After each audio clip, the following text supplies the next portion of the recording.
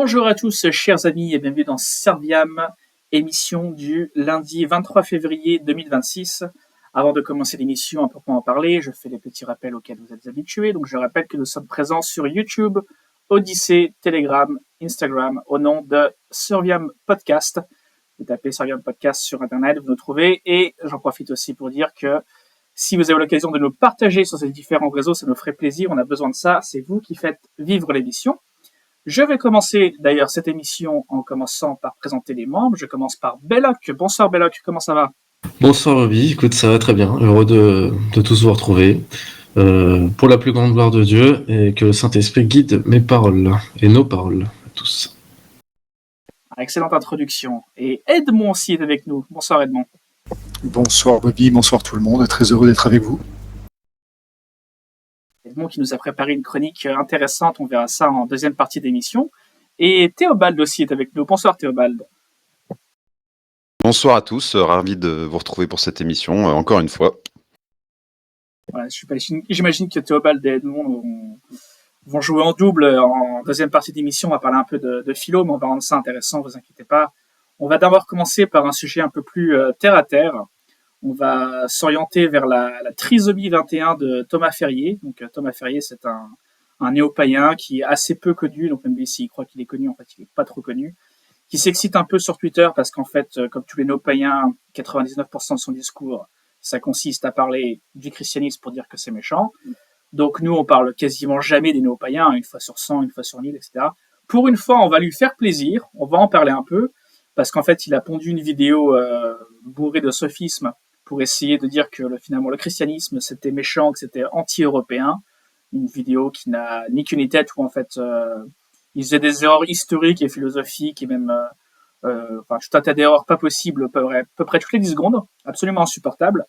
Donc on va en reparler un peu là-dessus. Et en fait, il y a tellement d'erreurs dans sa vidéo qui dure 30 minutes qu'on a réussi à générer un document qui tient, je sais pas combien il y a de pages dans ce truc, mais à chaque fois qu'il ouvre la bouche, c'était pour dire une bêtise. Faut dire que ce monsieur est habitué du fait. Donc moi en fait j'avais quelques points à apporter, mais je vais lancer mes camarades d'abord en première ligne. Vous avez toute une liste d'erreurs, vous pouvez en choper dans la liste, vous les piochez, et on peut en parler ici. Est-ce que le christianisme est anti-européen? Je vous laisse entamer la question, monsieur. Le premier point, c'est que Thomas Ferrier reproche au christianisme d'avoir une origine étrangère. Alors, on a, je pense, un problème de conception de ce qu'est une religion. Est-ce que les dieux de Thomas Ferrier ont une juridiction qui s'arrête à une frontière, ou est-ce qu'ils sont censés avoir un pouvoir universel? S'ils s'arrêtent à la frontière, c'est que Thomas Ferrier considère que les dieux sont simplement des sortes d'inventions des humains et qu'elles ont toutes le droit au respect. Finalement, c'est ce qui mène certains néo-païens à avoir une certaine sympathie pour le judaïsme, parce que finalement le judaïsme c'est une religion ethnique parmi d'autres. C'est ce qui les rapproche aussi des religions animistes, africaines, païennes à travers le monde. Alors si on comprend bien ce qui est censé être une religion, c'est-à-dire un lien entre les hommes et le ciel, cette religion elle ne peut être autre chose que universelle. Tout autre concept serait complètement absurde. D'ailleurs, le principe même de polythéisme, moi je le trouve absurde en soi. Tu parles de frontières, on va dire géographiques.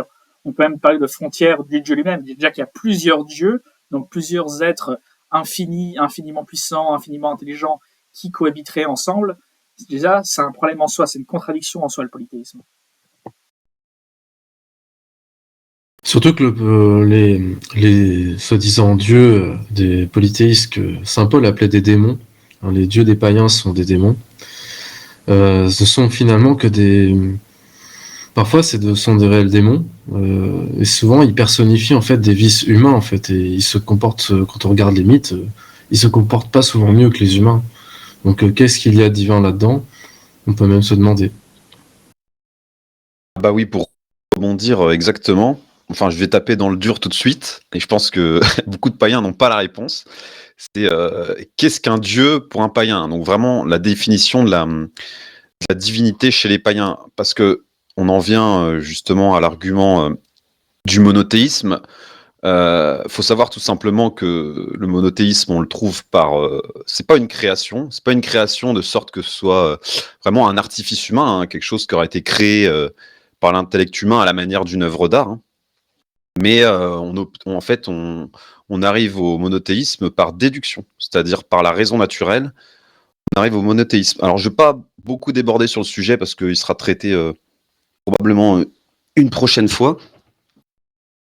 Mais voilà, je voudrais savoir ce qu'est un dieu pour les païens, parce qu'en tout cas, dans la notion catholique de Dieu, il peut n'y en avoir qu'un seul, car il est absolument parfait, et il peut y avoir qu'un seul être qui est absolument parfait. Deux êtres absolument parfaits, ils étaient égaux en toutes choses, et c'est impossible en fait, il y en aurait qu'un seul. C'est-à-dire que à partir du moment où on a deux individus, deux substances, ça veut dire que forcément une des deux a quelque chose que l'autre n'a pas. C'est comme ça qu'on différencie deux êtres. Alors si un des dieux a quelque chose qu'un autre dieu n'a pas, eh ben, leurs dieux ne sont pas parfaits, absolument parfaits. Ils sont parfaits peut-être dans leur espèce pure, mais ils ne sont pas à la perfection même. Et voilà, chez les chrétiens, il faut savoir que Dieu est la perfection même, il ne manque de rien, donc il ne peut être que seul, qu'unique en fait. Je suis entièrement d'accord avec ça. Je comprends les agnostiques. Je dis pas que je partage leur point de vue. Je comprends les athées. Je comprends bien sûr moi, les monothéistes. Je peux pas comprendre les païens. C'est complètement absurde. Ça n'a aucun sens. Aristote avait déjà parlé du premier moteur. Qu'est-ce qu'a fait saint Thomas d'Aquin? Il a repris une partie des travaux d'Aristote et il s'est appuyé sur ce fameux premier moteur pour parler des 5 voies de l'accession, on va dire, à la connaissance du Dieu unique. L'apologétique. Voilà, l'apologétique. Donc il a repris une partie, bien sûr, d'Aristote, parce qu'Aristote n'est pas arrivé à la conclusion de Jésus-Christ, d'accord. Mais il a quand même allé assez loin par sa raison seule, et donc l'Église catholique reprend ça. D'ailleurs, au petit passage, au petit tacle glissé, donc Thomas Ferrier, en fait, lui et les autres, hein, ils font toujours les amalgames entre les chrétiens et les catholiques en général. Je ne sais même pas si eux, ils comprennent la différence, parce qu'en fait, suivant leur narratif, ils arrivent un peu à mélanger tout ça, et puis c'est pas grave, on verra ça plus tard. Non, ça porte une distinction quand même qui est assez claire. Tous les catholiques sont chrétiens, tous les chrétiens ne sont pas catholiques, et donc nous mélanger avec des protestants américains pour essayer d'appuyer des thèses absurdes de néo-païens, non merci, ça c'est vraiment des sophismes de bas étage.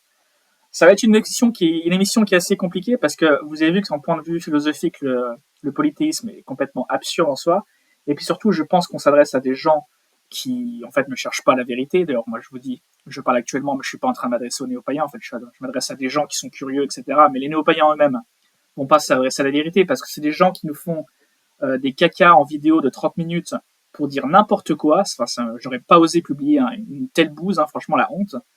De la part des gens qui veulent donner des cours de rationalité, alors que eux, en gros, ils pensent que les soirs de pleine lune, faut choper un taureau, le foutre dans la baignoire, l'égorger, boire son sang pour plaire à Zeus. Enfin bon, bref, vous voyez un peu les délires de ces gens-là. Et c'est ces gens-là qui vont nous dire qu'est-ce qui est rationnel et qu'est-ce qui n'est pas. C'est à mourir de rire. Oui, et puis en fait, oui, il met tout le monde dans le même panier, c'est-à-dire que pour lui, protestant, catholique, tout ça c'est la même chose. D'ailleurs, il introduit sa vidéo en parlant de Thomas Romer, qui est un soi-disant exégète et philologue, suisse d'origine allemande, de langue française, et qui est protestant. Donc au Collège de France, hein, c'est beaucoup de protestants. Et il se base sur lui pour parler du principe du monothéisme, et qui serait un processus long à se mettre en place dans l'histoire. Donc ce serait quelque chose de purement matériel, une création purement humaine. Et donc il se base sur un protestant pour dire ça et pour réfuter des catholiques. Donc c'est assez commode de sa part de prendre des ennemis de l'Église pour nous attaquer. Donc c'est un peu de mauvaise foi de faire passer ces gens-là pour des chrétiens, alors que là, ce que je viens de vous lire, ça n'a rien de chrétien. Le monothéisme n'est pas une invention humaine.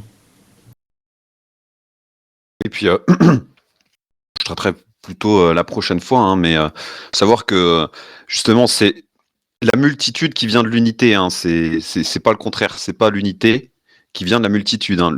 L'unité est antécédente à la multitude, donc ça rajoute encore un argument en faveur du monothéisme. Après, bon, je peux plus ou moins accepter. Enfin, ce qu'il faut, c'est qu'ils donnent une définition pour eux de la divinité, tout simplement. Est-ce que c'est un peu comme si pour nous c'était des anges, vous voyez, qu'il y a une espèce au-dessus, au-dessus des hommes, une espèce en plus, quoi. Est-ce que c'est ça leur dieu? Moi, voilà, je voudrais que ce soit un peu plus développé au niveau philosophique et pas seulement, bah voilà, on est païen, on croit en.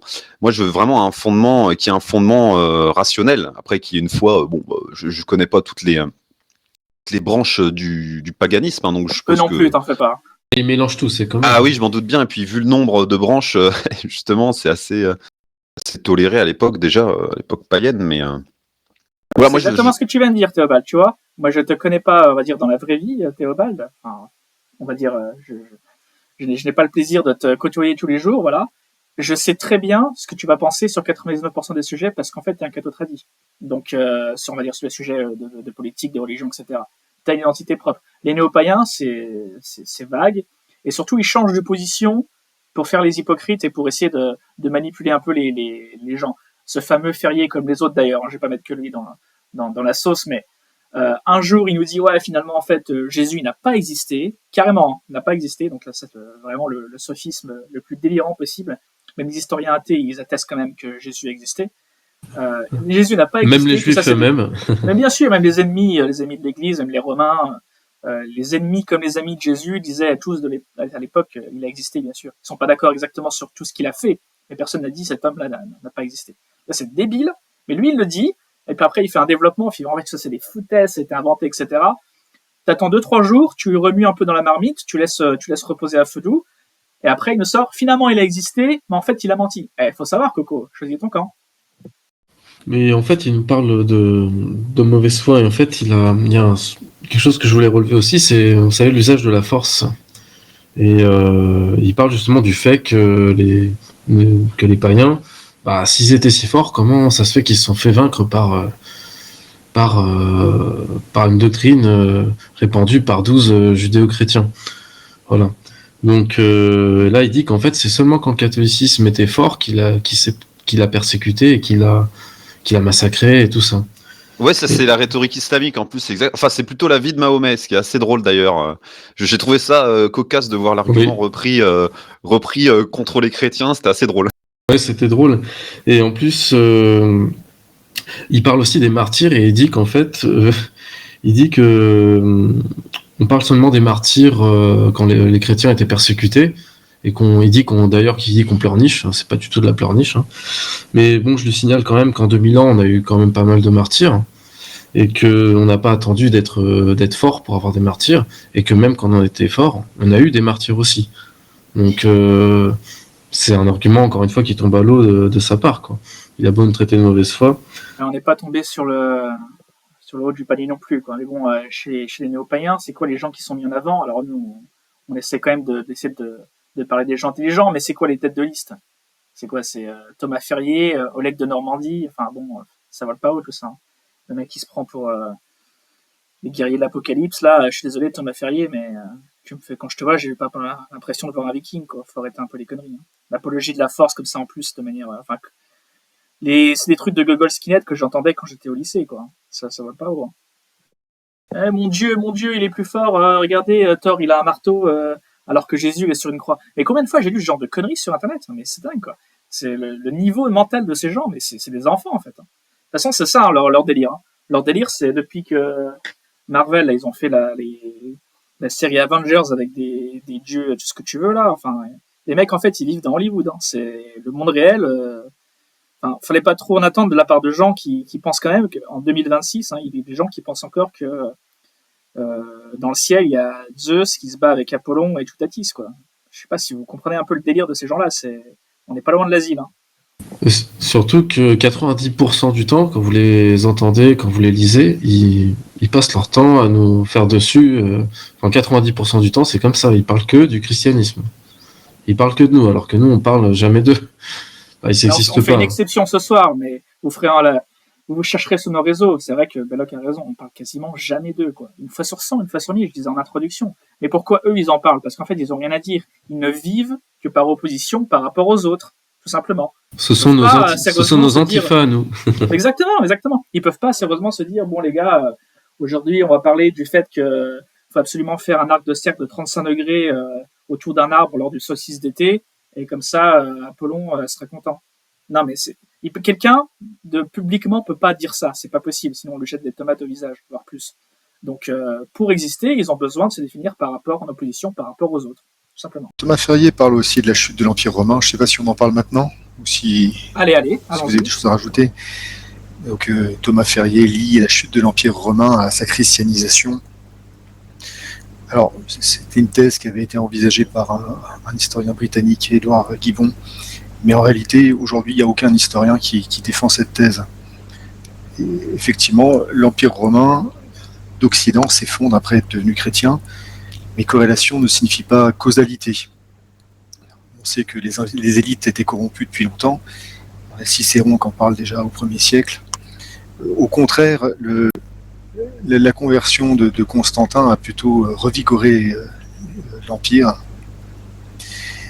Et donc là, l'Empire s'effondre en 476, mais on oublie souvent que l'Empire romain, dans sa partie orientale, va se maintenir 1000 ans supplémentaires, en étant pourtant chrétien.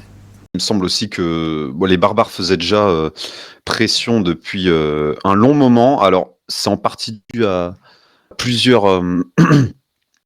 les barbares avaient été beaucoup trop romanisés, notamment au niveau militaire. Ça a pris du temps... justement, avec la colonisation romaine, donc les barbares avaient plusieurs statuts en fonction de comment ils avaient été vaincus. En tout cas, ils ont énormément appris de la tactique militaire romaine, et avec le temps, ils ont réussi en fait à percer les défenses romaines, et évidemment, même sous le paganisme, de toute façon, ils avaient déjà intégré dans leurs effectifs, dans les légions, des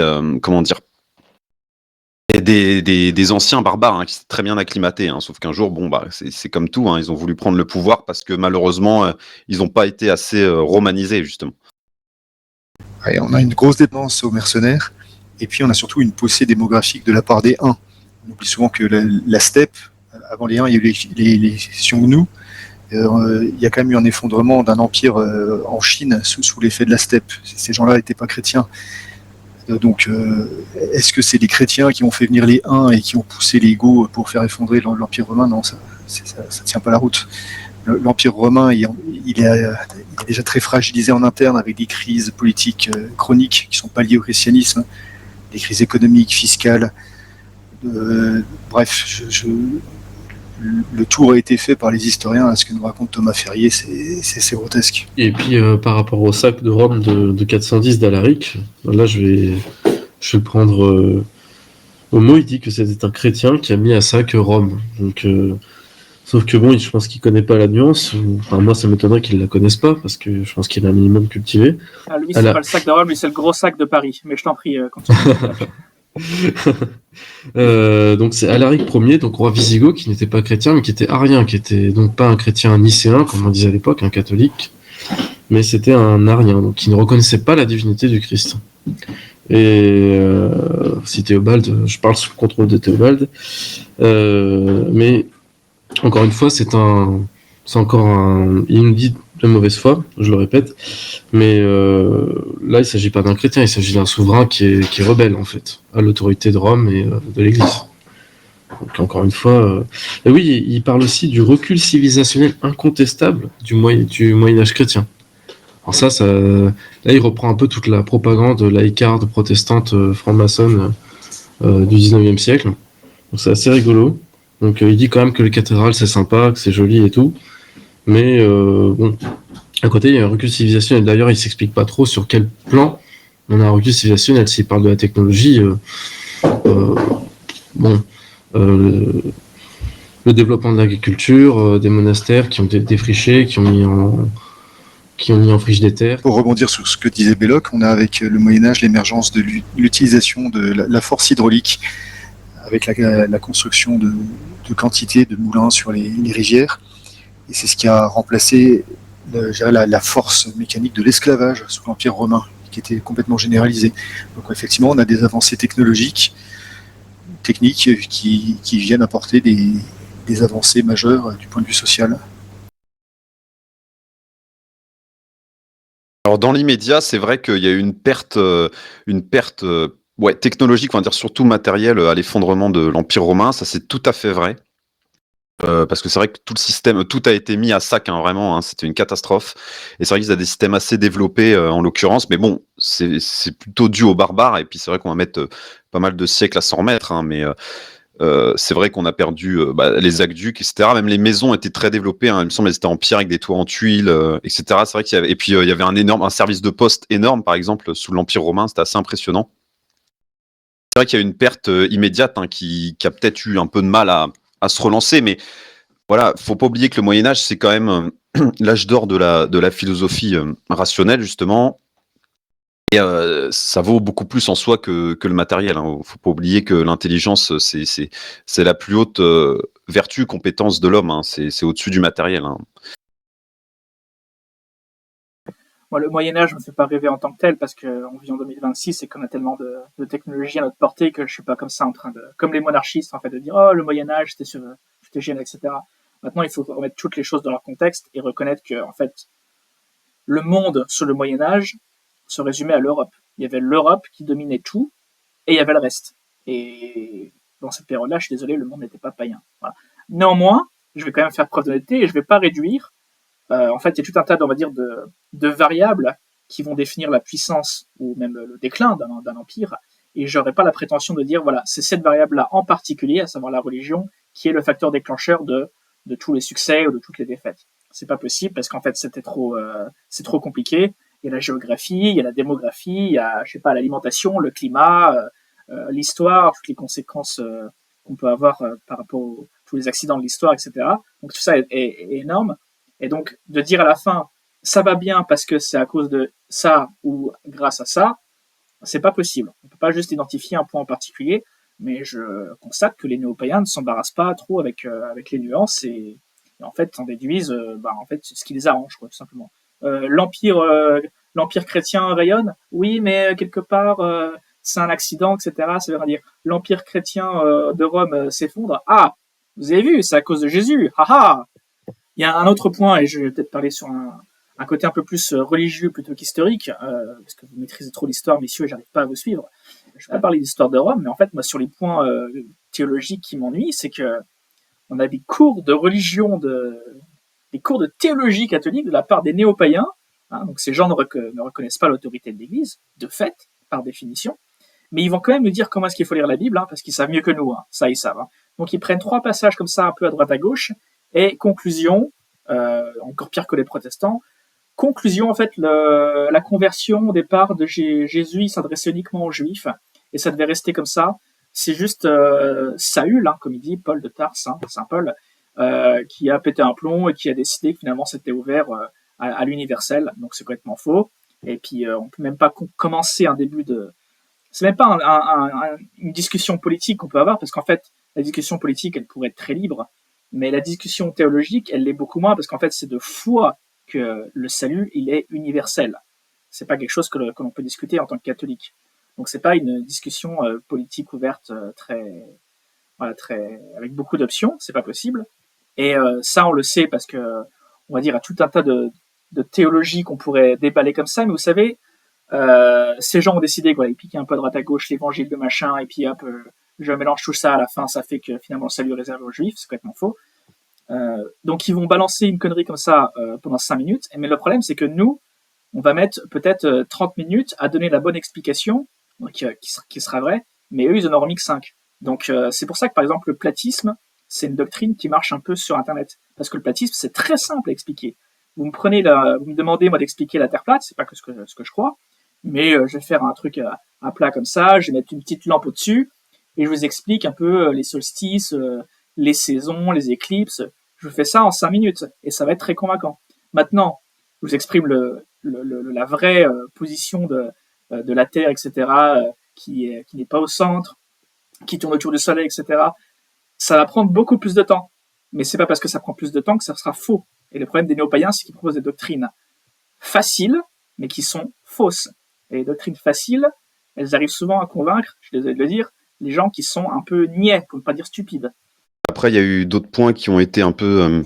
le problème, c'est que dans beaucoup d'arguments, il a fait d'énormes sophismes, mais il manque de distinction. Hein. C'est-à-dire que, alors ça, c'est quelque chose qu'on retrouve assez souvent, c'est les gens, en fait, qui, sous couvert d'un qualificatif d'une personne, c'est à cause de ce qualificatif que la personne a commis cet acte. Alors je donne un exemple justement, et ça c'est assez souvent typiquement, justement là il parle des scandales dans l'Église, et en fait il en rend le christianisme responsable. Alors le problème c'est que les scandales qui sont dénoncés, c'est justement des choses que le christianisme condamne dans son essence. Donc certes aujourd'hui on entend beaucoup parler de la pédophilie dans l'Église. Bon, bien sûr, le régime républicain fait tout pour que la moindre affaire sorte dans tous les médias, c'est évident.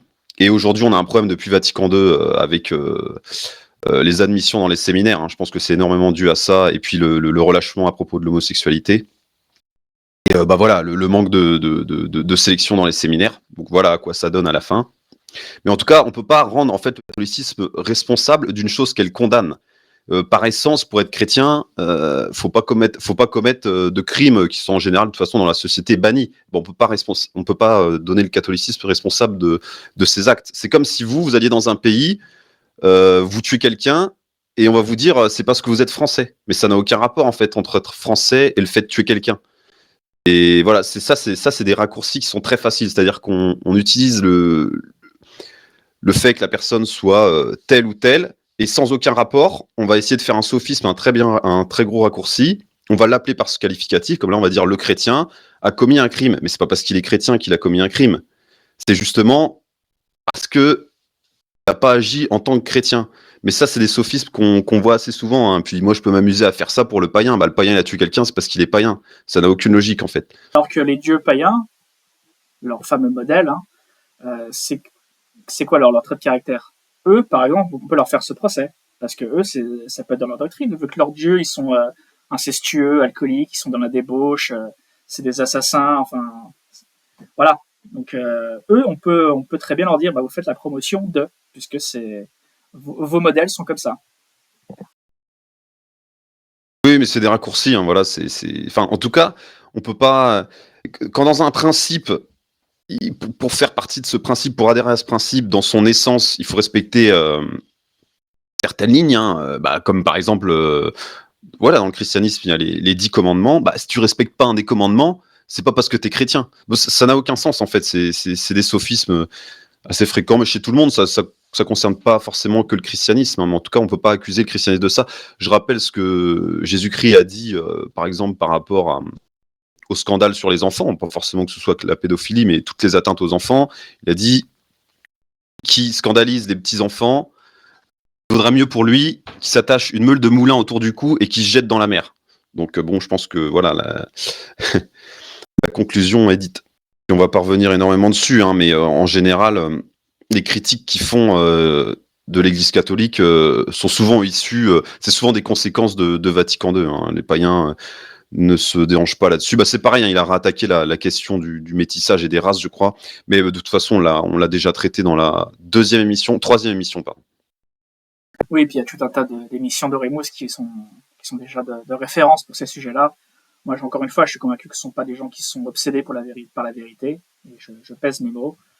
Surtout que lorsque Thomas Ferrier, avec son autisme, là, qui à la fin conclut finalement que la religion, finalement, c'est accessoire et secondaire, le politique prime. Alors, je suis désolé, mais si tu crois vraiment en Dieu, donc si tu crois vraiment que à la fin de ta vie, ton âme va être dans un endroit ou dans un autre, c'est quand même plus important que ce qui va se passer durant les 80 années de ta vie. Donc, c'est pour ça que je pense qu'en fait, ces gens sont des tartuffes, en fait. Ils ne croient pas à ce qu'ils disent. Je les comprends, hein. Moi non plus, je crois pas à Toutatis. Hein.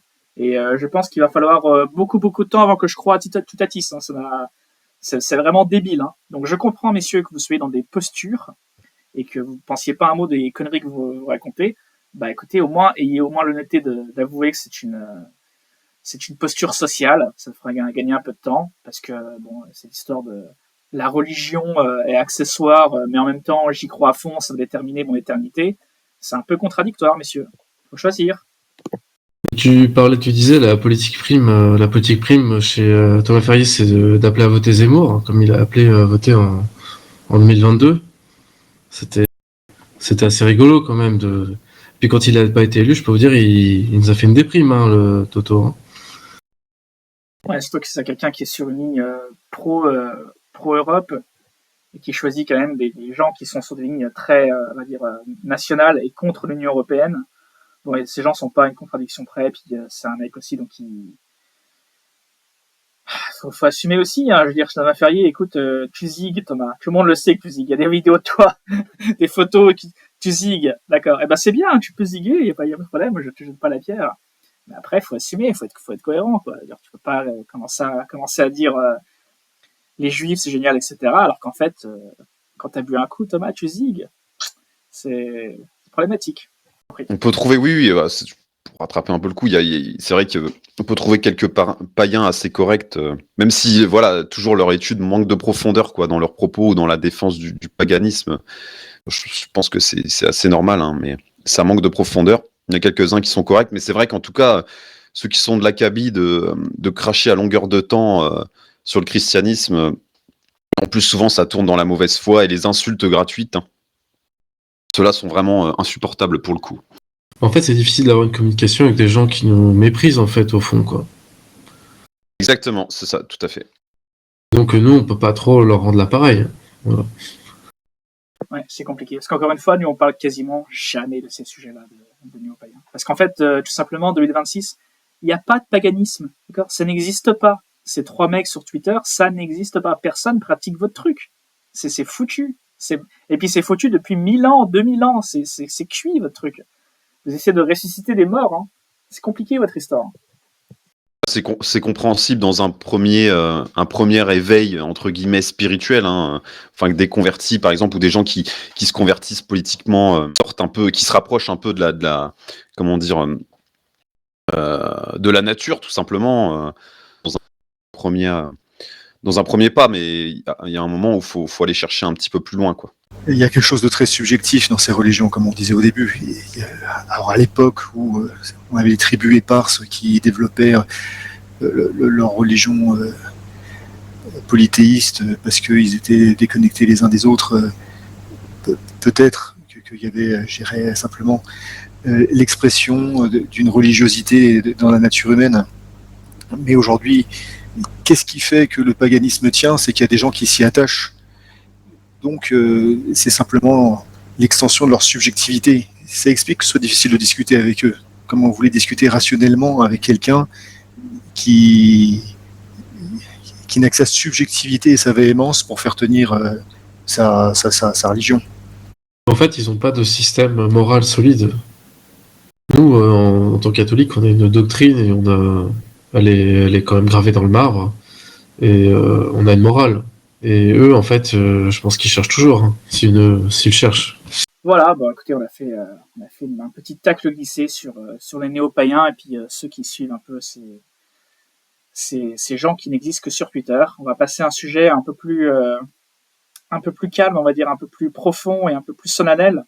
Nous avions parlé la semaine dernière de l'assassinat de ce pauvre militant national-catholique Quentin, dont on a beaucoup aussi reparlé cette semaine. L'actualité fait qu'il y a eu des nouveaux développements, à savoir l'arrestation de plusieurs antifas, à peu près une dizaine. Ils ont mis le temps d'ailleurs à les arrêter, hein. C'était assez confus tout ça. Donc on nous dit par rapport à l'enquête que c'était pour bien identifier les personnes. Bon, allez, admettons. Et puis on a découvert d'ailleurs que par rapport à ces arrestations, on le savait déjà aussi un peu avant, qu'il y a des gens qui sont assez, on va dire, mouillés. Donc apparemment il y aurait le fils, pas apparemment, il y a le fils d'un juge de Lyon qui est carrément... en fait, on avait dit la dernière fois qu'on avait parlé des bourgeois, hein, des antifas, il y a beaucoup de bourgeois parmi eux. Donc des gens qui sont des fils d'eux et qui ont participé à ce lynchage. Je ne sais pas si quelqu'un voudrait rajouter quelque chose par rapport à cette lourde actualité. Là, ce qui sort un peu comme information, c'est qu'il y avait eu une bagarre avant le lynchage. Alors, c'est censé excuser le fait que les antifas se soient mis à 4, 5 ou 6 pour lyncher un type et l'enchaîner au sol alors qu'il était déjà inconscient. Bon, bah évidemment, non, ça suffit pas. Attendons de voir les faits. Mais en admettant qu'il y a vraiment eu une bagarre provoquée par le service d'ordre de Némésis, ça n'excuse pas cet acharnement qui, d'ailleurs, n'a pas été retenu comme simplement des violences ayant entraîné la mort sans intention de la donner. Là, il semblerait que les instructions aient été ouvertes pour meurtre. Alors, pas pour assassinat, ce qui nécessiterait de prouver qu'il y avait une intention à l'avance et une préparation. Donc, d'une bagarre, on passe à un lynchage. On voit que, alors, on va pas faire les innocents. À droite nationale, on sait se défendre, on l'utilise. D'ailleurs, si en réalité l'extrême gauche est forte dans la rue aujourd'hui, c'est simplement parce que la rue a été vidée des bons éléments de droite, de droite nationale, des générations entières de militants qui ont disparu à cause de la répression judiciaire, alors que dans le même temps, l'extrême gauche a longtemps profité d'un certain laxisme. Mais ce qu'on voit, c'est une agressivité différente de ces nervis d'extrême gauche. Des lynchages comme ça sur un type innocent, je l'ai vu que contre des types de droite provoqués par, alors, soit nos chances pour la France, soit ces gens d'extrême gauche. C'est ce qui me fait dire que on n'a pas simplement une différence, des divergences d'idées avec l'extrême gauche. On a un fossé anthropologique. On n'a rien à voir avec ces gens-là. Ces gens-là ne sont pas bâtis comme nous.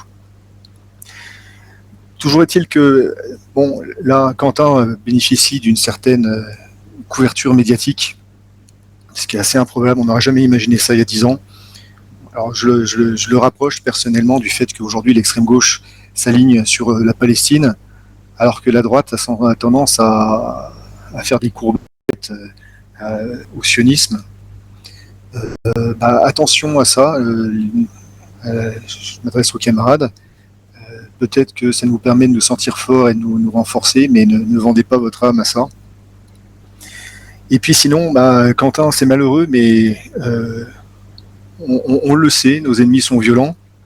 Et quand on descend dans la rue, on accepte les coups et les risques. Et les violences politiques, il y en a eu. Il y a eu des morts à une époque. Aujourd'hui, il y en a peu. Malheureusement, il y en a eu un. Donc, mon propos, c'est pas de dire que c'est pas grave. Mon propos, c'est plutôt de dire qu'il faut rendre honneur aux types qui vont faire face aux nervis d'extrême gauche, parce que les risques existent, qu'on le sait, et qu'on est face à des types qui n'ont pas de valeur. On le voit avec notamment des saccages de tombes. Il y a eu Le Pen. On me dit, mais j'ai pas vérifié l'information, qu'il y a eu Brasiliac il y a peu encore. Bon, puis les exemples sont légion. Oui, tout à fait, sous la guerre d'Espagne notamment, hein, où c'est vrai qu'ils déterraient, ça c'est vrai, je sais plus qui en a parlé, mais j'avais vu ça aussi il y a quelques temps, hein, ils déterraient les morts pour les refusiller, enfin, ouais, c'est tout comme en fait, même pendant la Révolution française, hein, soit ceux qui se rapprochent de ces idéologies-là sont souvent des criminels en puissance, voire déjà en fait, déjà des gens qui commettent des délits auparavant, hein, souvent des gens qui ont déjà été comment dire, reconnu coupable de vol, etc. Mais il me semble que, je crois que justement, Jean-Élie Favreau, là, celui qui a été arrêté, alors peut-être que je me trompe et que c'est un autre, hein, mais il a déjà été condamné pour vol, etc. Alors bon, c'est déjà des petits truands, hein, de base. Hein, donc. Ouais, l'extrême gauche, hein, souvent, c'est des petites frappes. Hein. Je dis pas tout le temps, mais souvent, il y a ça. Il y a des bourgeois, des petites frappes. Il y a un peu de déchets de l'humanité aussi. Alors, il faut que je ne vais pas tomber dans la caricature. Il y a aussi des gens qui simplement ont fait des mauvaises rencontres et qui ont été influencés, etc. Mais moi, je sais, j'en ai vu, etc. Je suis pas un militant de terrain de la première heure, hein, mais j'ai un peu baroudé aussi et j'ai pas vu. Ils m'ont pas impressionné par leur vertu, on va dire ça comme ça de manière polie, quoi. Et puis pour appuyer ce que disait Edmond juste à l'instant, c'est vrai que les risques face à l'extrême gauche existent. C'est pas tout le temps des petits mecs de 30 kilos, etc. Il y a aussi des types là-dedans qui ont l'ombre déjà parfois, tout simplement, ont les circonstances de leur côté. Et puis aussi, il faut le dire, ont les flics de leur côté. Et ça, c'est... Moi, par contre, ça, je l'ai vu 1000 fois. T'as les mecs d'extrême gauche et d'extrême droite qui se battent de deux côtés. Les flics essayent comme ça à chaque fois de faire des petites saisies des mecs les plus, on va dire, excités avant ou après les hostilités. Et quand les mecs d'extrême gauche sont arrêtés, ils sont vite relâchés et ils ont des armes sur eux. Quand les mecs d'extrême droite sont arrêtés, ils sont pas relâchés de sitôt. Et généralement, ils ont pas d'armes, tout simplement parce que s'ils ont des armes, ça aggrave leur cas. Alors que les mecs d'extrême gauche, généralement, ils ont des armes parce qu'ils sont dans l'impunité, quoi. On est face à des nervis d'extrême gauche, on est aussi face à du pouvoir, tout ça se mélange. Donc ces gens-là ont le pouvoir avec eux. C'est très simple. Comment est-ce qu'on peut le vérifier? C'est vraiment simplissime. Qui peut s'exprimer publiquement par rapport même aux idées les plus provocatrices, etc. On ne peut pas. Je peux pas demain être sur la place publique et dire vous savez, en fait, Adolf Hitler, c'est génial, etc. C'est interdit. Les nervis d'extrême gauche, ils ont le droit de dire finalement, je sais pas, Staline c'était génial. C'est absurde, mais ils auraient le droit de le dire. Donc c'est une preuve. Notamment des sites d'extrême gauche vraiment purement antifa sont toujours en ligne, alors que ceux d'extrême droite se font fermer au fur et à mesure. Je pense notamment au site La Horde, justement, antifa très connu. Il a jamais été inquiété, les sites en soi. Alors qu'il fait quand même, il lâche des identités, etc. librement sur Internet. Et parmi eux, il y a des journalistes en plus qui écrivent dans des journaux assez connus, il me semble. Et des policiers, très certainement. Oui. Probablement. Et d'ailleurs, la dissolution de la Jeune Garde, elle n'a pas été actée, il me semble. Ça prend moins de temps que pour l'offre française et tout ça. Alors si, mais il y a des recours, mais qui sont d'accord, censés être suspensifs. Simplement, s'il peut y avoir effectivement des décisions qui sont prises, mais après, quelle est leur application et quelle est la sanction au cas de non-respect, c'est plutôt là qu'il y a eu un manquement qu'on peut imaginer voulu. Puis Favreau, il est assez symptomatique, là, au niveau des connivences avec le pouvoir, puisque son père est, il me semble, magistrat au tribunal de Lyon, enfin, si je me trompe pas. Donc, il s'est exprimé d'ailleurs récemment, et puis bon, comme on peut s'attendre, ce genre d'ennemi, il a même pas versé une larme, je veux dire, même pas, je veux dire, même en tant que citoyen simple, ça l'a même pas choqué qu'un gars se soit fait lyncher à mort comme ça. Même que son fils soit coupable ou non, quoi. Donc, ces gens-là sont, vous voyez à quel point, quelle morgue ils nous traitent, quoi. Après, moi, j'ai une discussion là-dessus. J'ai suivi la discussion d'Edmond en privé avant l'émission. Je vais pas être hypocrite au point de dire, par exemple, s'il y a un mort dans les camps d'extrême gauche, c'est désastreux, etc. Alors, je vais pas dire faut les lyncher, etc. Mais quand ça arrive, je vais pas comme ça me mettre à pleurer et tout. Et bon. Tu donneras pas des coups de pied dans le cadavre, quoi. Non, mais non. Par contre, non, ça, c'est pas possible. Après, évidemment, ça reste toujours une vie pour laquelle Jésus-Christ a donné la sienne. N'importe quel homme qui meurt. Bien sûr. On a vraiment un rapport différent à la mort, même de nos ennemis, en fait, tout simplement. C'est-à-dire que la violence, nous, on veut l'exercer uniquement quand elle est nécessaire. C'est-à-dire que si demain, il y a par exemple un changement de régime en notre faveur qui est possible sans la violence, moi je signe tout de suite, il n'y a pas de problème. Pour l'extrême gauche, c'est différent. L'extrême gauche veut la violence de base, peu importe sur quoi ça débouche. C'est pas la même chose. Mais justement, je veux dire, par rapport à un état d'esprit qui nous habite, nous, je pensais à la vallée de Los Caídos en Espagne. D'ailleurs, je crois que le gouvernement prévoit de faire tomber la gigantesque croix, là, qui fait une centaine de mètres de haut. Et en fait, Franco, à l'époque, avait proposé aux familles de morts républicains, donc des rouges, de pouvoir être enterrés, en fait, justement, dans ce monument de réconciliation nationale. Et il y en a quand même pas mal qui ont accepté. Donc, voilà, je pense que c'est quand même c'est un bon symbole de nous, de l'esprit qu'on doit avoir nous. Donc, une fois que notre ennemi est mort, on va pas se mettre à le déterrer et à le refusiller ou je ne sais quoi. On va plutôt, on peut prier pour son âme.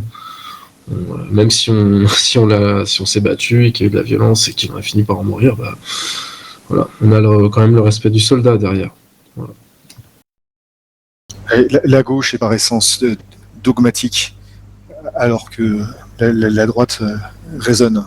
D'ailleurs, il y a des choses sur lesquelles l'Église statue et qui sont des dogmes, mais en dehors de ça, on fait usage de notre raison, ce qui nous mène à comprendre des points de vue ou à les considérer, alors que l'extrême gauche est exclusive. Finalement, ils ont un rapport beaucoup plus religieux à leur position que nous, on peut avoir. je rebondis sur ce que tu viens de dire, Edmond, dans l'histoire du communisme de Léon de Poncin, que je recommande à tout le monde.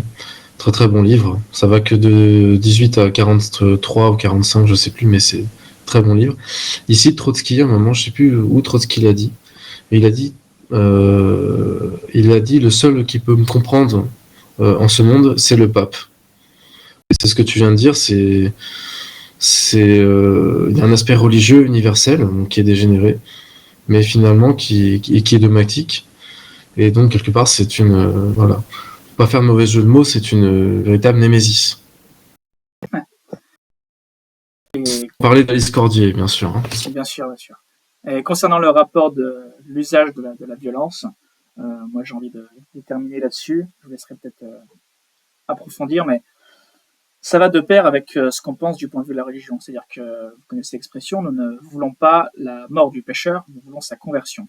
Et pour la politique, c'est exactement la même chose. C'est-à-dire que moi, le prochain politique qui a des idées à gauche ou très à gauche, j'ai pas envie de le tuer, mais j'ai envie qu'il devienne très à droite. Très très très à droite. J'ai pas envie de l'assassiner. Encore une fois, pour l'extrême gauche, de base, on va dire que leur cerveau primaire, ils n'ont pas forcément le même état d'esprit. Hein. Bah, quand tu es nourri à base de haine, en général, c'est assez aveugle. Hein. Et puis, quand tu sais que tu vas avoir tort dans les arguments, c'est directement un réflexe violent et de destruction qui s'initie. Messieurs, après cette actualité, on va dire, brûlante, sur laquelle on a l'occasion de revenir, j'imagine, dans d'autres émissions, on va commencer par parler un peu de philo. Je vais laisser Edmond dérouler son projet philosophique. Edmond, tu vas nous parler du principe de totalité. Qu'est-ce que c'est que cette bestiole ? Ouais, tout à fait. C'est suite à une conversation avec Rex. Il m'a suggéré de vous parler de ça, le principe de totalité. Et je vous propose de partir du constat que le XXIe siècle est paradoxal.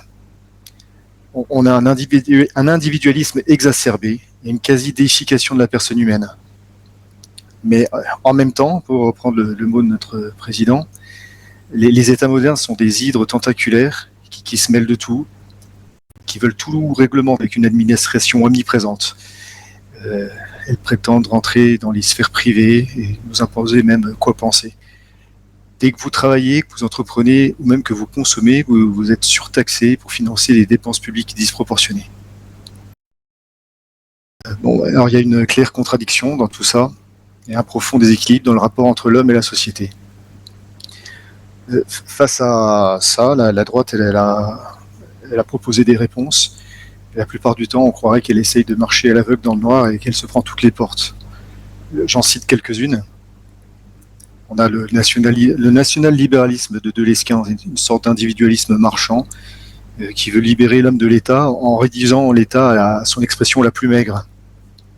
Dans le même ordre d'idée, on a les libertariens. C'est pas mal à la mode.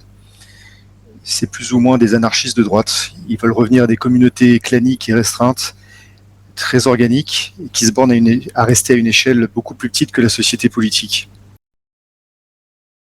On a leurs précurseurs idéologiques, les anarcho-royalistes qui suppriment l'État, ils gardent presque que le roi, un peu dans la même idée que les royalistes français qui font du roi le seul élément unificateur de la cité. Donc tout ça, c'est des réponses surtout marquées par l'individualisme, mais à l'opposé, on a aussi des propositions comme le national-bolchevisme qui semble heureusement avoir disparu pour le moment.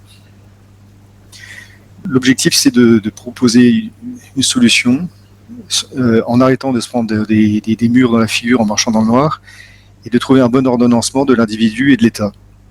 Donc pour ça, il faut remonter aux principes premiers et aux causes qui régissent l'univers selon la volonté du Créateur. Et ça, c'est l'objet de la métaphysique, qui étudie le principe de totalité. Donc je viens de dire un mot qui peut faire peur à des auditeurs, et je les invite à rester, parce que la chronique n'est pas au niveau d'une thèse. Son ambition, c'est d'être le plus simple, le plus abordable possible, et de faire de la vulgarisation. De toute façon, c'est une introduction, on aura l'occasion de développer dans d'autres émissions plus tard, tout ce qu'on ne pourra pas dire aujourd'hui. Voilà. Alors, dans une première partie, je vais définir le principe de totalité dans son acceptation classique, Aristote, saint Thomas d'Aquin. Et dans une deuxième partie, on discutera des points de tension qui ont été rencontrés au XXe siècle avec l'émergence des totalitarismes, mais aussi du personnalisme. Donc je commence avec la métaphysique. Dans la Grèce antique, l'objectif des philosophes, c'était de fonder des lois, des principes et des explications qui puissent s'appliquer à tout. On a des philosophes qui ont essayé de chercher un élément premier de la matière, donc avec Thalès, tout est eau, Héraclite, tout est feu. Mais Aristote et d'autres ont compris que pour penser des vérités universelles, il fallait partir de ce qui est toujours et partout, c'est-à-dire l'être. Et l'être, dans la métaphysique, on l'étudie en tant qu'être dans l'ontologie. Après, j'arrête avec les mots barbares. Si on se limitait à des éléments particuliers, c'est-à-dire pas à l'être, mais par exemple à une pierre, un arbre, un humain, on ne pourrait pas construire de connaissances générales. C'est l'être qui sert de niveau minimal stable pour raisonner. Pour faire le lien avec le sujet précédent, le sujet de Thomas Ferrier, on voit que dès la Grèce antique, l'Europe avait une vision universelle, avant même l'ère chrétienne. Oui, parce qu'ils sointent la Grèce, mais je ne sais pas si elle est antique. Excuse-moi, je t'ai interrompu. Pas de souci. Pour faire le lien avec la chronique sur les Indo-Européens de la dernière fois, on peut faire marquer que les 3 seules métaphysiques qui ont existé dans l'histoire humaine, donc la Grèce antique, la métaphysique aussi indienne, Upanishad, et puis la philosophie allemande, elles ont toutes émergé dans des zones où on parlait des langues indo-européennes.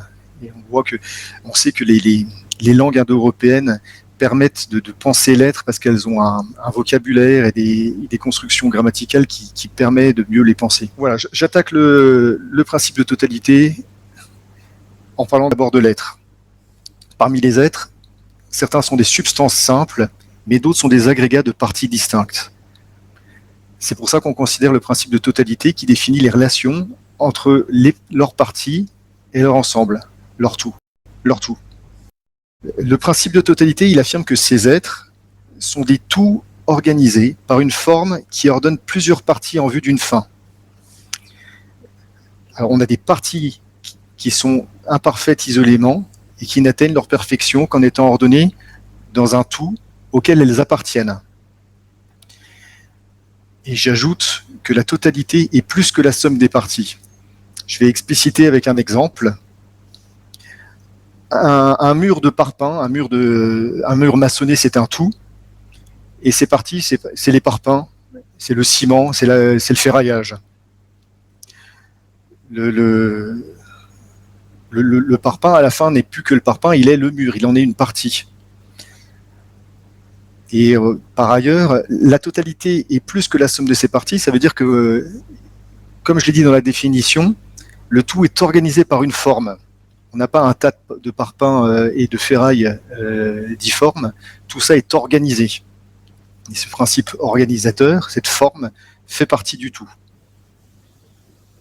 Un peu comme, excuse-moi de t'interrompre, un peu comme le principe du cerveau global de Michel Drac. C'est-à-dire que vous faites les brainstorming que vous faites en entreprise, vous êtes deux, c'est pas juste le résultat, c'est pas juste la somme de 1 et 1. C'est en fait, vous allez deux, il va y avoir des émulations, et ce qui va retirer de la réunion va être plus profond que l'addition de chaque individu. Ouais. Oui, tout à fait. On dépasse un peu le cadre de l'idée bête et méchante, mais ça s'inscrit tout à fait dans cette logique. Alors, ce principe de totalité, il entraîne des conséquences dans le rapport entre les parties et le tout. Pour l'instant, je reste au niveau conceptuel du tout, et après, on verra des applications.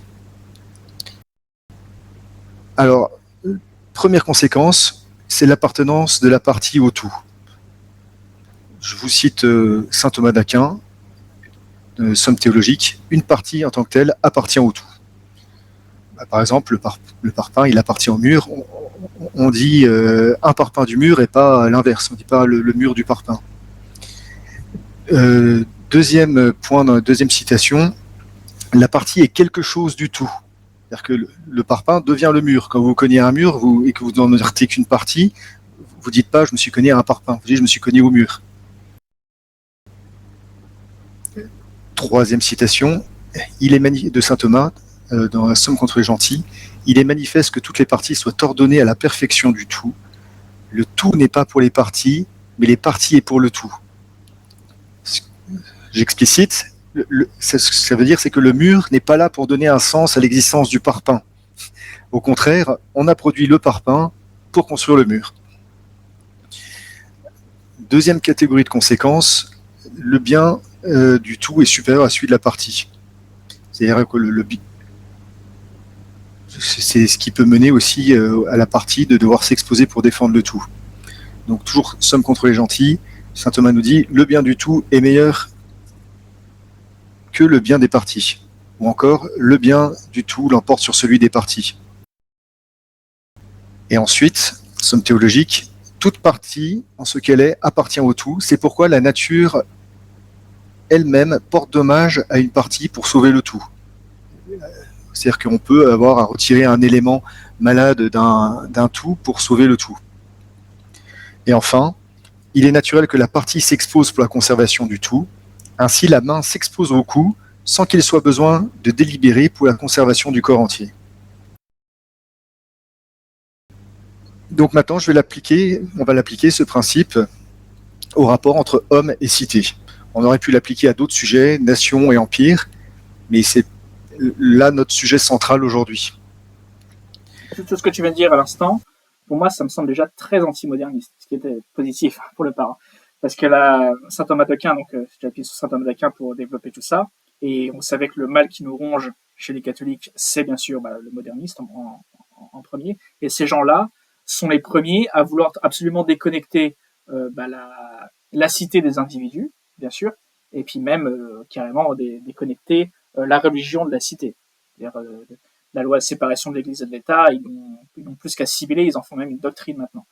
Donc là, on voit justement à travers ces liens que il y a un tout ordonné, la cité, qui se lie directement aux citoyens et à la religion, et tout ça n'est pas complètement déconnecté et indépendant, c'est pas possible. Tout à fait. Alors, même si tu l'as dit, Bobby, qu'on peut appliquer le principe à la cité, j'ai pris la peine quand même dans cette chronique de rechercher si on peut bien l'appliquer et puis de le démontrer très brièvement.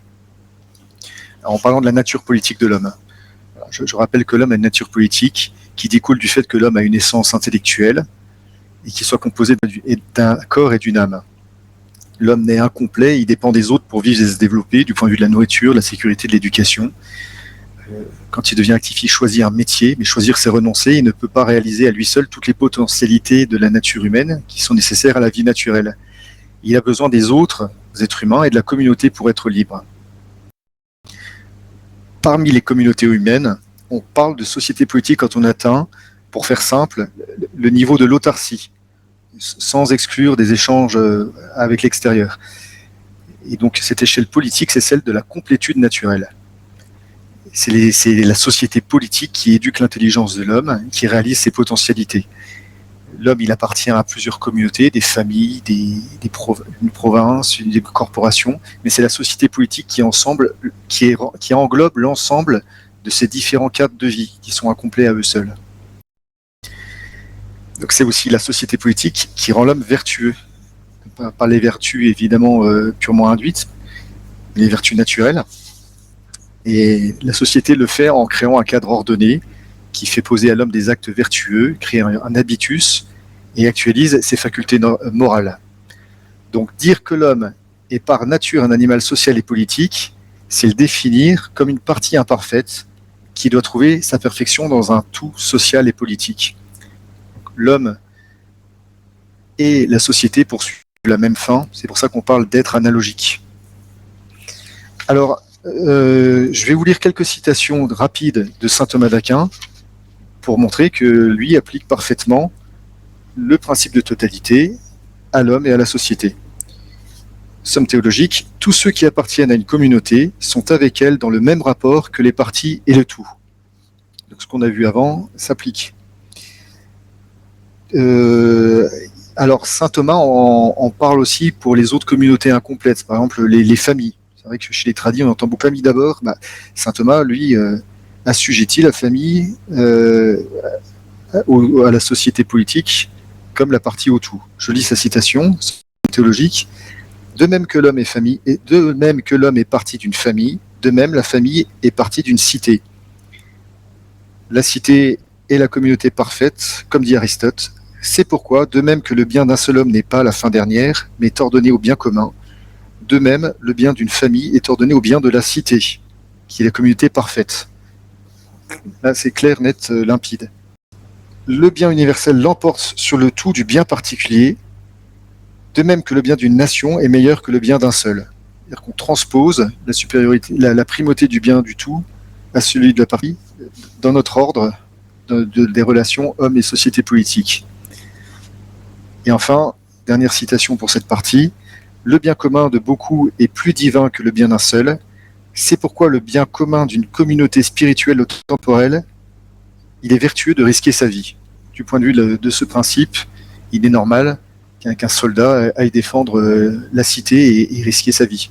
Saint Thomas d'Aquin envisage une autre conséquence sur le plan moral. Je le cite, « Un gouvernement prudent néglige quelques défauts de bonté dans la partie en vue d'augmenter la bonté du tout. » C'est le principe de tolérance. C'est on va tolérer un mal qui atteint une partie pour permettre un plus grand bien. Bon, moi, ça m'évoque comme seul exemple, là, par exemple, la tolérance de Saint-Louis à l'égard de certains établissements. pour éviter la débauche, les viols et certains risques. Je précise quelques termes au niveau de la société politique. La société politique, c'est ce qu'on appelle la cité. C'est le terme qu'on emploie en philosophie classique. Il y a un autre terme qu'on emploiera plus tard aussi dans cette chronique, c'est celui d'État. C'est un terme qui est plus moderne et qui est équivoque. Pour certains, l'État, c'est simplement les instances gouvernantes. Il y a le président, aujourd'hui, le gouvernement, les chambres de députés, et ça exclut la société civile. Ça serait l'équivalent du prince. Mais il y a une autre acceptation pour d'autres penseurs. L'État, ça serait l'équivalent de la société politique, et donc de la cité tout entière. C'est l'acceptation que retient Joseph Merel, ou le père Lachance dans Humanisme politique. Alors avec cette définition où l'État c'est toute la société politique, il est exact de dire qu'il n'y a rien au niveau de la nature qui soit en dehors de l'État.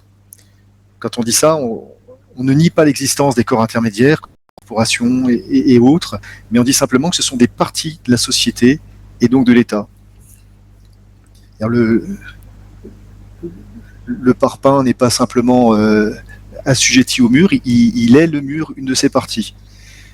Joseph Merel dit, alors la phrase est un peu technique, le privé est l'individualisation du public qui se dessaisit réellement de lui-même dans la famille et dans l'individu, qui en retour s'ordonne à lui. Alors dans tous les cas, un État et son dirigeant sont censés défendre et rechercher le bien commun, c'est leur raison d'être. Selon cette définition, les entités gouvernementales actuelles ne méritent pas cette appellation d'État. Avant de passer aux discussions sur l'application, les points de tension, je fais un ajout sur le bien commun. Le but n'est pas de faire un cours sur le bien commun en lui-même, mais de préciser quelques aspects. Alors, juste avant que tu parles du bien commun, non, si tu me permets, je vais faire une petite parenthèse très courte, promis. Parce que j'étais bien content en début de t'intervention que tu parles de ces nationaux libéraux, nationaux bolcheviques. Donc des gens qui sont, on va dire, une doctrine qui ont très individualiste, comme tu l'as dit. Donc la conséquence, c'est que ça diminue drastiquement le poids de la partie sociale de l'homme. Et on a vu que la partie sociale de l'homme, que tu viens de l'exposer auparavant, est importante. Et alors j'espère que c'est pas trop hors sujet, mais disons que, vous savez, on n'a pas, vous et moi, de personne d'ailleurs de nature angélique. C'est-à-dire que les choix de vertu que l'on fait, ou pas d'ailleurs, même les choix politiques que l'on fait tous les jours, ils sont pas guidés uniquement par l'objectivité. Alors ça serait super, on voit une idée comme ça qui se balade dans l'air, coucou idée, salut, comment tu vas, j'adhère, je la rejette, selon toute objectivité. C'est pas comme ça que ça se passe. Les choix de vertu que l'on fait, ils se font aussi souvent, même les choix politiques, parce qu'en fait on connaît la bonne personne, parce qu'on a l'exemple, parce que tout un tas de rapports sociaux qui font que on adhère à ces choix. C'est pour ça que, comme je disais, diminuer drastiquement le poids de la partie sociale de l'homme, comme le font ces doctrines nauséabondes de nationaux libéraux ou de nationaux bolcheviques, c'est extrêmement dangereux. L'homme est un animal social, comme tu l'as dit. On voit les conséquences que ça peut avoir. Attention à ces doctrines. Je te laisse poursuivre. Excuse-moi de bon pour la petite parenthèse. Oui, mais ça m'évoque quand même quelque chose. J'ai parlé de tout. J'aurais pas le temps, j'avais pas prévu d'en parler ici, mais dans le tout, il y a plusieurs biens extrinsèques et intrinsèques. On voit que le bien du prince n'est pas forcément celui du tout. Il peut aller dans le même sens, mais avoir des objectifs différents. Et il en est de même pour l'individu. C'est-à-dire que on a tous le libre arbitre. Et il est possible aussi de mal agir dans une société qui serait ordonnée. Le tout est de mettre chaque chose à sa place. Comme tu le disais, on n'est pas guidé que par notre objectivité, parce que on a aussi des passions. Puis, alors les passions doivent être soumises à la raison et à la volonté. De même que, et puis par ailleurs, on a le péché originel aussi, qui fait que même si notre fin devrait nous orienter vers le bien commun, notre nature blessée nous oriente vers un certain égoïsme. Donc je reprends sur le bien commun, en faisant un très rapide rappel pour être sûr que les auditeurs nous suivent. Le bien commun, c'est le bien de la cité, donc du tout, et le bien particulier, c'est celui de la partie, par exemple celui d'un citoyen. Donc les biens particuliers d'un citoyen, c'est ses possessions matérielles, ses qualités personnelles, ses vertus, etc. Mais le meilleur des biens particuliers du citoyen, c'est déjà le bien commun. C'est le fait de vivre dans une société où le bien commun est respecté. Dit autrement, il vaut mieux être pauvre dans un État prospère, juste et vertueux, que riche dans un État qui serait pauvre, en guerre, livré à la décadence ou à l'insécurité. Donc, la partie peut aimer le bien commun en tant que c'est son meilleur bien particulier. Mais pour autant, le bien commun ne doit pas être aimé que pour ça, que parce que c'est un bien particulier. Ça serait le réduire à l'utilité personnelle. Au contraire, aimer le bien commun pour sa bonté intrinsèque, ça met l'homme en adéquation avec son essence humaine, et ça correspond à sa vraie fin ontologique, puisqu'on a vu qu'il avait une fin politique, puisqu'il avait une nature politique.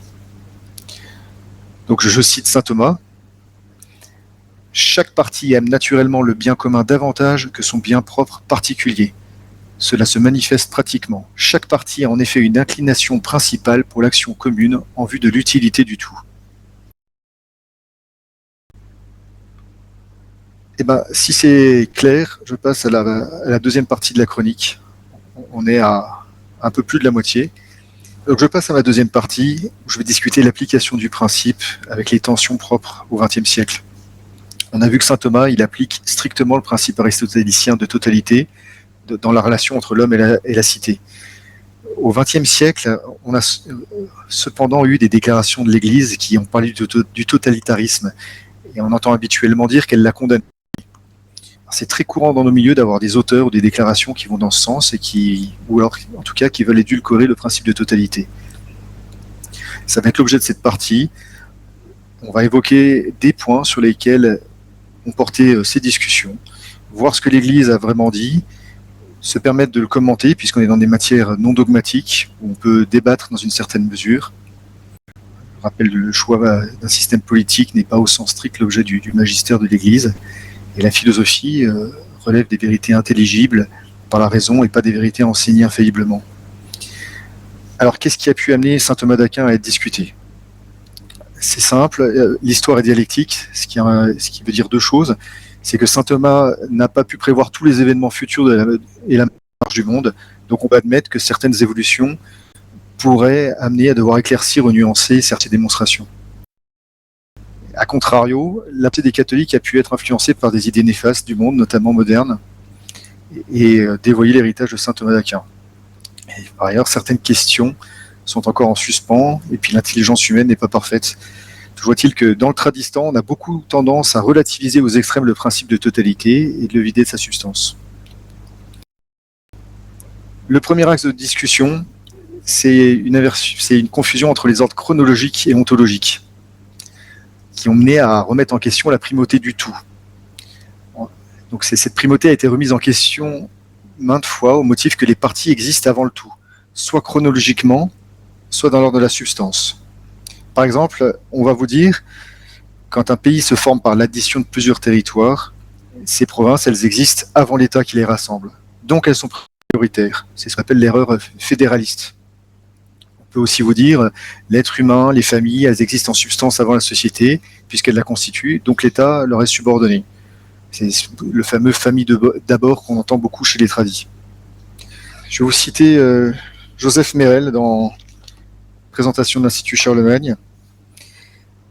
Le fédéralisme et le principe de subsidiarité communient dans la même erreur théorique qui les permet de définir comme suit: confusion entre l'ordre chronologique de genèse d'un tout et de l'ordre ontologique de causalité qui régit le rapport entre le tout et ses parties.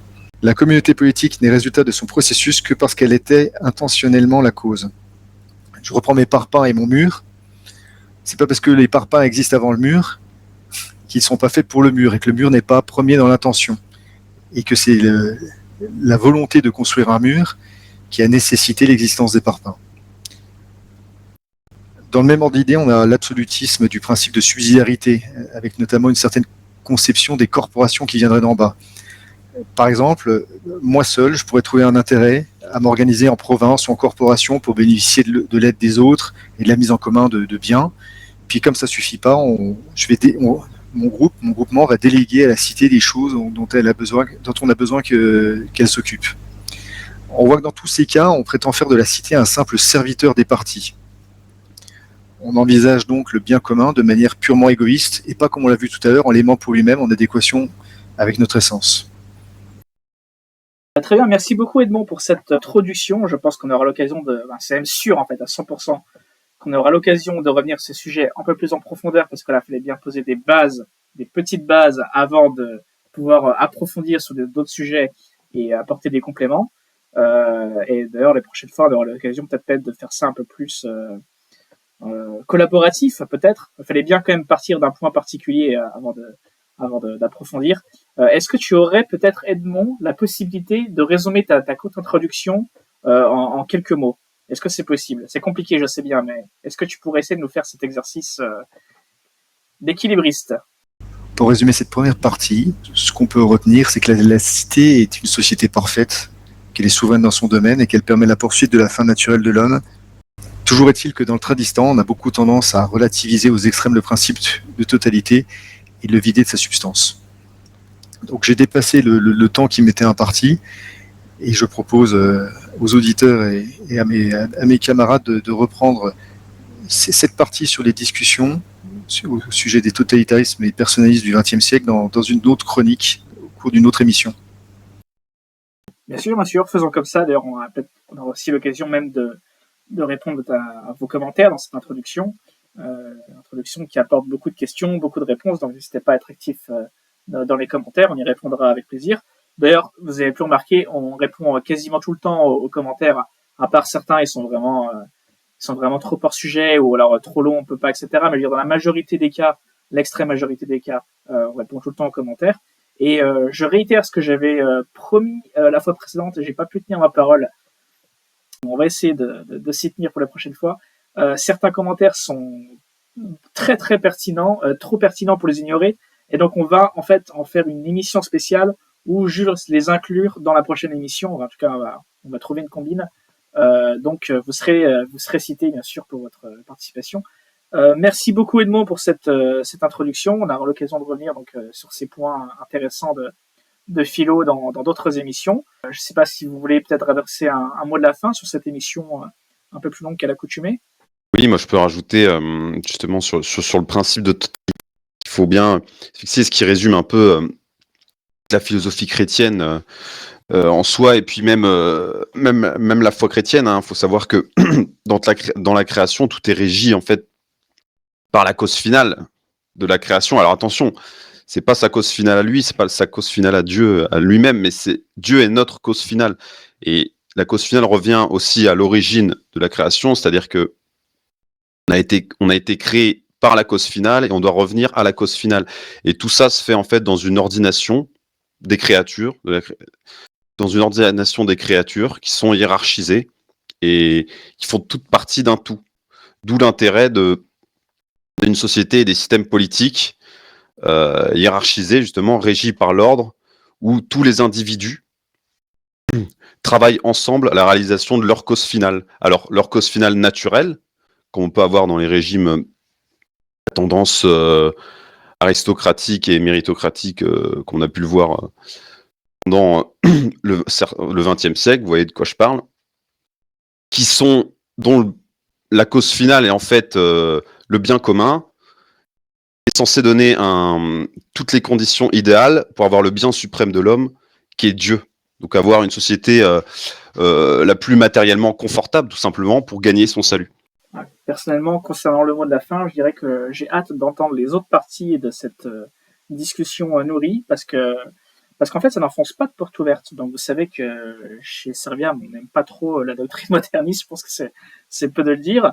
Et bien sûr, on est dans la sympathie pour nos amis tradis, mais enfin, lorsque certains tradis vont s'égarer un peu, heureusement c'est pas trop doctrinal, donc ça mange pas de pain, c'est pas si grave, dans des concepts avec la famille d'abord, comme Edmond l'a présenté auparavant, de manière trop appuyée, c'est intéressant quand même de ordonner les choses comme elles devraient l'être, et de bien intégrer en fait la famille dans la société dans son ensemble.